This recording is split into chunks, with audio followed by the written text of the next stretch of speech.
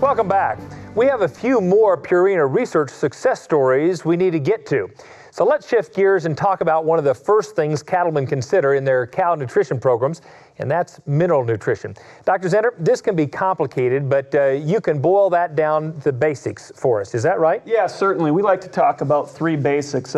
Number one, cows need mineral supplementation. As you look at the forages that make up the base of their diet, they're deficient in forages, so we need mineral supplementation. Number two, we can put the best mineral formulation together to match those needs, but if that cow does not consume that mineral, we don't get it into the cow, it's doing us no good. And third, it's pretty simple, Purina has a comprehensive line of minerals to meet those deficiencies in your area or region. So you mentioned that getting in the mineral into the cow is the first step, but that can be difficult. Give us your perspective on how to do that. And that's something we take pride in and the success we've had in our formulations. As we look at mineral nutrition and things we're trying to supplement, magnesium oxide is a good example.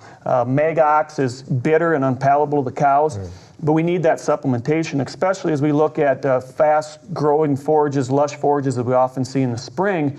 They're high in potassium and low in magnesium, and if we don't supplement that magnesium, we can lead to a situation called grass tetany, which can be deadly. So being able to get that mineral supplementation in the cows is certainly important. And we continue to focus on that. Having the research facility, again, anybody can put a mineral formulation together, but we have the facilities to look at that, to look at intake and consistent intake, and we continue to do that today. And we've had success with the Wind and Rain mineral formulas. And when those intake challenges are more severe because of soil or water, our Wind and Rain mineral tubs, our molasses-based mineral tubs, give us excellent continuous and intake. So Rob, I'd invite you to jump in and tell us a little bit more about the Wind and Rain product line that Chad's talking about. Kevin, we utilize both in our country, the loose Wind and Rain Storm Mineral and the Wind and Rain Mineral Tubs. My guest Toby, he utilizes the Wind and Rain Mineral Tubs. In our country, we get busy this time of year, and in the springtime, we're obviously in grain country. So a lot of our producers have cows on the side, and we get busy and caught up in the field. So those mineral tubs has probably been the fastest growing segment of my business, is because it allows us to put multiple pounds of mineral out in those pastures, and they have constant nutrition that they will consume, consistent intakes, and we can go to the field confidently and know those cows' mineral needs are taken care of for a period of time. So let's turn to our cattlemen again. What's been your experience with the Purina mineral programs? Ty? Toby?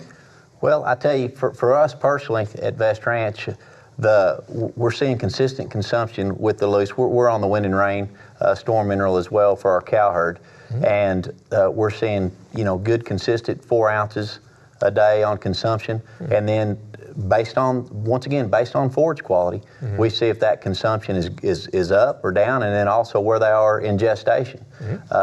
So we see the consumption there, and we learn a lot about what the cows are telling us through the mineral consumption. Then our first calf heifers and our yearling heifers, what we're doing is we use the Wind and Rain tub for those heifers, because like they said, with the molasses included in there, we're seeing our intakes at 6 ounces, sometimes more. But once again, it all goes back to forage quality.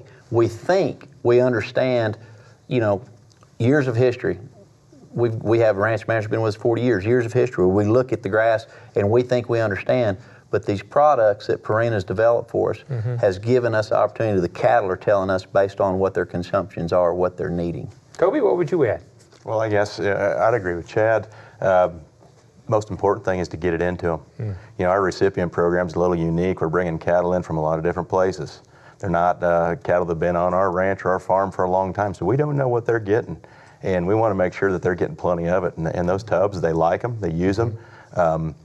We know, and we can tell a lot about the forage quality. I mean, as they, and in their mineral levels, as they come up, they drop down and consume exactly, I guess, what their body tells them they need. So we've been really happy with them. That's great discussion and great insight. And if you like what you're hearing and would like more information about cattle nutrition, Purina, or any of our discussion topics today, you can always visit the website cattle.purinamills.com.